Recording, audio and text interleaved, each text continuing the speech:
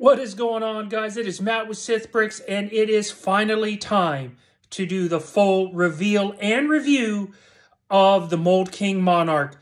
This took about 2.5 months to do between life and everything else that went along with it. It was crazy, but it is finally done, and I cannot wait to go over everything with you guys in detail. So without further ado, here we go.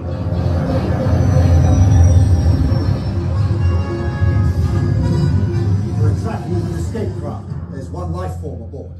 That's him. My lord, we must continue our pursuit of the insurgents. Now is our chance to wipe out this network in its entirety. We cannot prioritize one lone Jedi. He is not just any Jedi.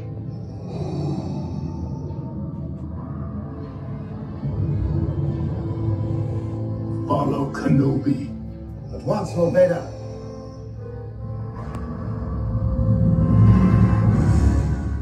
All right, guys, there it is, the big reveal. Just as a reminder, I do not own the rights to that. I am using it strictly for entertainment purposes. I really, guys, hope you enjoyed the video. We're going to start getting into the nitty-gritty now, the good, the bad. There's a little bit of ugly with this one, just a little bit. But for now, we're going to go ahead and get started with the in-depth review of the Monarch. All right, guys, so first things first. Did I have enough pieces? It's always the most important question. And the answer is 2 times no, but overall yes. So throughout the entire build, I went back and looked. I was missing 2 pieces and 2 pieces only. But it did not stop my build at all because I had spares from the Executor and the Eclipse and whatnot in my bag. So I was able to compensate for my losses there. Now, as you guys can see, I have plenty of extra pieces. As a matter of fact, I got more pieces left over than I did with Executor. So, definitely got plenty of extras, which I like. And oh, don't forget, I have this big bag of tools still sitting here that I haven't even unbuttoned off of the hard plastic. You can see the wrench, the drill, the ratchet, something right there, another wrench. They're all still here. So, I had more than enough pieces, and as you guys can see, the extra pile is impressive on this. So definitely was worth it there. No issues having to wait for anything to come in. Nothing missing. As you can see, I got plenty of extras. All right, guys. So the next part I want to talk about is the sheer size and weight of this thing. This is 47 inches long. So by my rough measurement, it's, 3 feet, 11 inches long from tip to tail. It measures an astounding 28 inches wide. 28 inches wide. It's a big boy. All right. And stands 18 inches tall. You just, it's so hard for me to describe to you guys the size of this. It is just sheer massiveness. And let's not forget that this thing weighs 40 pounds and it is supported by its 2 feet mechanisms there on the bottom. I have only been able to lift this once, fully loaded like this, and that was the attempt for me to get it out of the door. I apologize for my light right there. So I cannot get this out of my door safely because of the sheer size of it.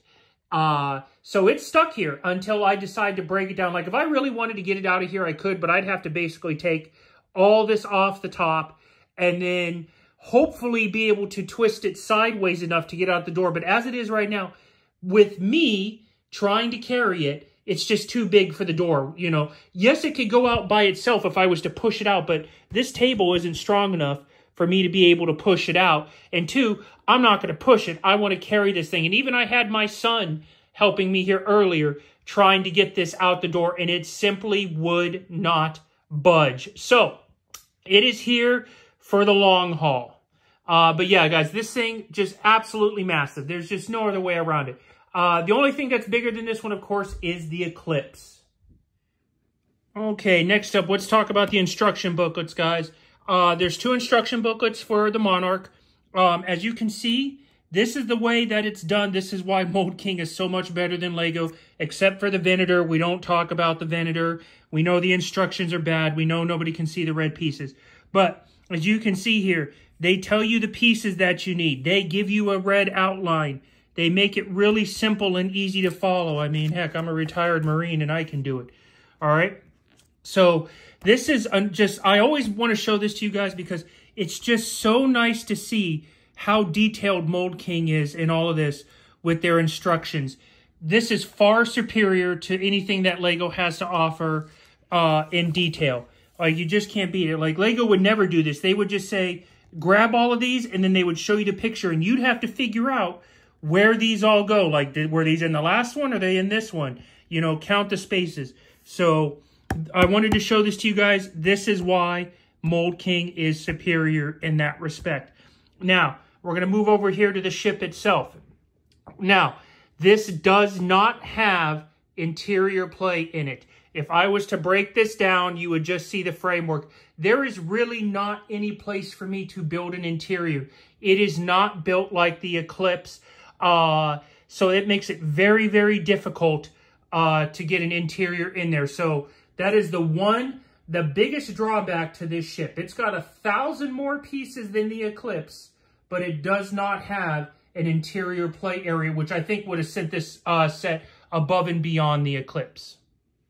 All right, so next up, we're obviously going to talk about the good, the bad, and the ugly. First of all, the good is the detail on this ship. You guys, again, the detail on a Mould King warship is just second to none.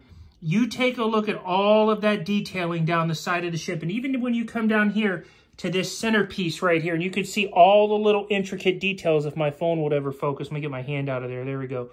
You can see all of the details coming down the side of the ship. All the miniature details across there. You know, at first, I thought I wasn't going to like having the gray and the blue pieces and the dark ones around, but it's kind of grown on me. I think I'm going to leave it for right now and just kind of see where it goes. But definitely the good is the detail. All right. And even then, one of the greatest detail things is these right here is if you pop it off, they're using what I call the fire hydrant to snap and hold these into place, these cover pieces. I am actually going to work on Executor over there and see if I can't make that work for its openings to help close it up and tighten it up a little bit more, because that was a genius engineering design right there to do all that. Coming around here, you can see the detail on the bridge. It's symmetrical, which I do like. That made me very, very happy there. All right. And then coming around the back side of the ship, you can continue to see how the detail works out. Now, we're going to get into some of the ugly. All right. First of all, the ugly is these guys right here. These are all the top half of the Death Star. You can see the indentions in all of them. Like there's the top half right there. And then you can see it right there. So I respect that they're reusing a mold piece for that. But I'm telling you right now, it's hideous. I'm really glad that it's going to be facing the wall so people cannot see the Death Star piece that's right there. But again, it's probably the only molded piece that can actually fit the back of the warship and make it look good.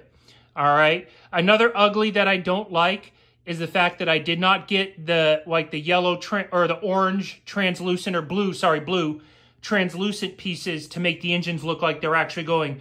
So but that is on par with the Eclipse. The Eclipse didn't have these either. So that, you know, I guess it makes sense from their standpoint, but it's just such a neat detail that I think that they should add going forward in the ships. All right. Now, coming around here to some more ugly. All right.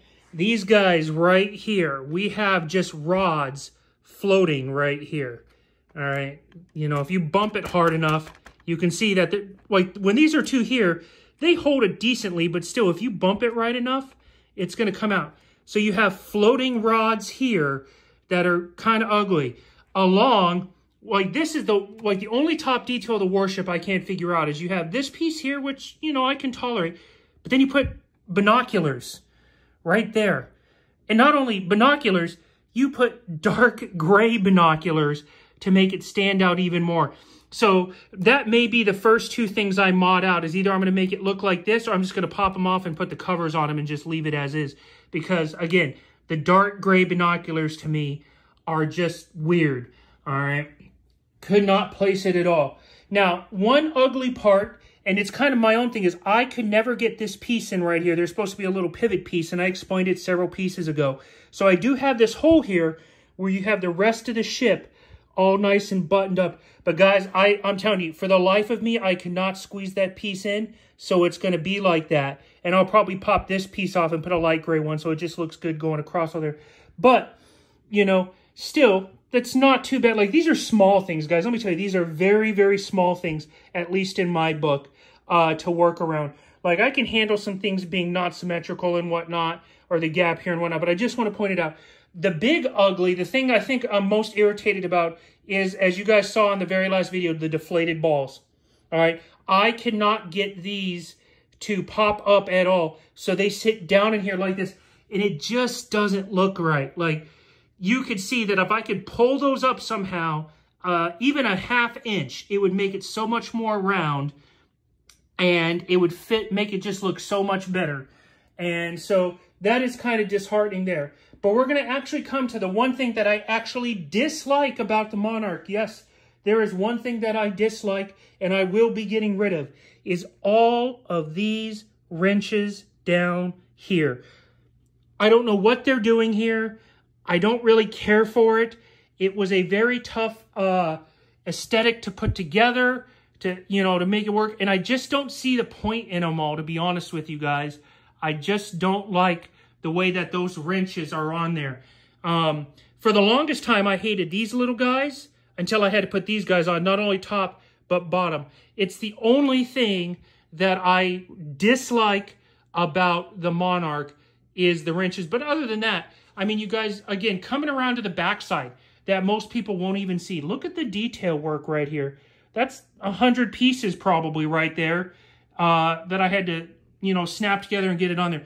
This is by design. That hole is supposed to be there. All right. So don't worry about that, little guy. But again, just look at the detail work. But yeah, guys, that's the good, the bad, and the ugly. Again, overall, this is a great ship. All right. There's so much good about it. But as always, there's just a few things that get to you. And every person's different. They may like the off ones. But for me, I like a little bit of symmetry. And so, again, this is all minor. But that's my good, the bad, and the ugly with the Monarch. All right, guys, so up next is, let's talk about the supporting cast here. We have our support ships. We've got the Tantive 4, we've got the Hammerhead Corvette, and we have the Nebulan B frigate sitting right back here. These were quite a challenge, I'll be honest with you guys, and I'm actually kind of shocked that they are not more stronger than they are. These are very, very flimsy on their stands. Like this one here, those back 3 engines there, I was trying to use my thumb in front of my phone. These 3 engines right here, if you squeeze the top or the bottom one hard enough, they actually shoot out like a missile. You can kind of see how they're bunched in there. They're not flat. But this one does balance rather nicely. All right. This one, not so much. I actually had to modify this one. Oop, and I just knocked that piece off because it actually wanted you to balance it on this piece right here. But what I did is I turned it to the side. I took the cover piece off here and I added and I stuck this on like this. So it'll balance on its own, or not balance on its own, but it'll balance using the laser, like the Starship laser piece here to hold it up. I really didn't like that, but that's the workaround right there, guys. Take off the white cover, add another single stud, and then push it in like this, and it'll give it it'll hold it up properly like that. Now, this one is about as flimsy as it looks, I'll be honest with you. The Nebulan B frigate is not strong, but I'm going to tell myself that they made it like this because when Lord Vader drops out of hyperspace and cuts the Rebel fleet to pieces in Rogue One, you see him bust a Nebulan frigate in half, and that's what I'm going to go with. That's what they were going with, is you can actually break it in half. And it's just a testament, too, to what a properly crewed and trained Star Destroyer can do when it joins the battle. So the support ships are nice. They do work well. But one thing that the Eclipse has is it actually has, don't forget the Eclipse, this is the Star Destroyer from the Eclipse. It has a stand plaque for its sticker, which you know me, guys, I don't like stickers. I'm not going to apply it. It's safe. It's flat. It's unpeeled. All right. But after I got done building this, I was really kind of bummed that we didn't get a sticker plaque for Monarch, but we got a sticker plaque for the Eclipse. So maybe that's something later on builds, or there's an add-on, or who knows, maybe I'll try to figure one out one day. But overall, these are nice. These are a nice aesthetic. You know, the Eclipse has the good. These guys have a little bit of good, but mostly bad. But, you know, it is what it is. It's a build. The pieces are nice that you give, you know, it gives you scale, even though the scale's a little off, I mean. But still, it is a nice look. I just wish it had the command plaque or the display plaque that the Eclipse had. And the moment that everybody has been waiting for, Mould King Monarch versus Lego Devastator. As you guys can see, these things are so massive that I am completely backed up as far as I can go, and I still can't get both of them in the shot. These are both massive warships. But as you guys can see, I mean, you just take a look at, you know, Mould King's top to Legos. You can just see the huge difference in the warships, all right? Especially when it comes to the detail, all right? You see Lego's detail right there with that side of the warship, and then you come over here to Mould King and you see their level of detail, which is probably 100 times more in depth, all right? Now, there are two things on the Lego ship that I think are better than Mould King. The first one is the guns, your turbo lasers, all right? So there's the Lego turbo lasers. There's the Mould King ones. These are not bad, but I do like the fact that these ones move.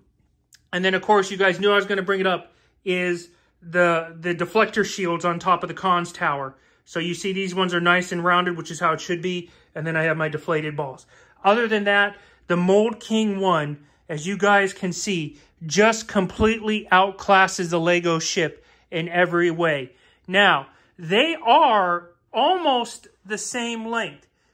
You know, it's hard to tell, but they're just about the same length, all right? But you can just see the detail on the Monarch over here compared to the Devastator over here. And then here, this is the elephant in the room. This thing was $600. I paid $600 for this 2 years ago, all right? I paid $380 for this 2 weeks ago on Amazon. 13,000 pieces versus about, I think it was like 5,000. I'm not sure. I can't remember. But it's a couple $100 less. You get over double the pieces on it. And the detail is just second to none. Again, we're going to look at the Lego detail. And then you compare it over here to the Mould King. Same area of the ship. The same little cutout notch. And you can see how Mould King does versus Lego. Look down. You can see Lego's just got some minimalist detail down here. And then come down to the spine over here, and you can just see all that detail in there. All right? So, it's not even close.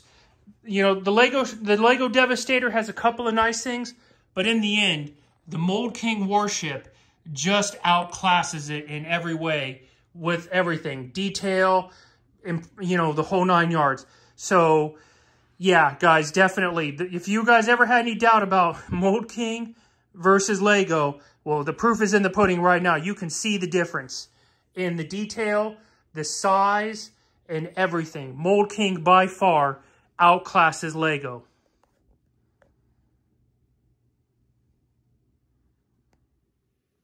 All right, guys, so that concludes my reveal and review of the Mould King Monarch. I really hope you guys liked it. I think I went into pretty good depth on everything. The good, the bad, a little bit of ugly, a little bit of bad, but mainly good.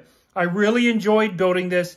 It, you know, 32 bags, 13,000 pieces.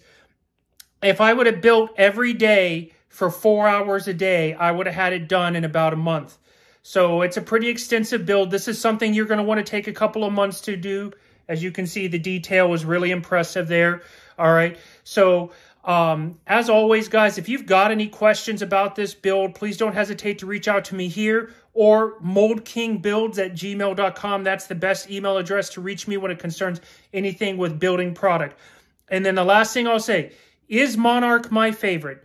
No, it is not. Eclipse is still #1 right over there. And that's only because the Eclipse, 1, it's Palpatine ship, and 2, it has interior play. If the Monarch actually had an interior play area, it probably would have overtaken Eclipse as my favorite. But It is a solid number 2 in the Mould King stable in my book. It is a great build. It is worth the money. It is worth the time. I really hope you guys enjoyed this, and I'll see you for the next build here on Sith Bricks.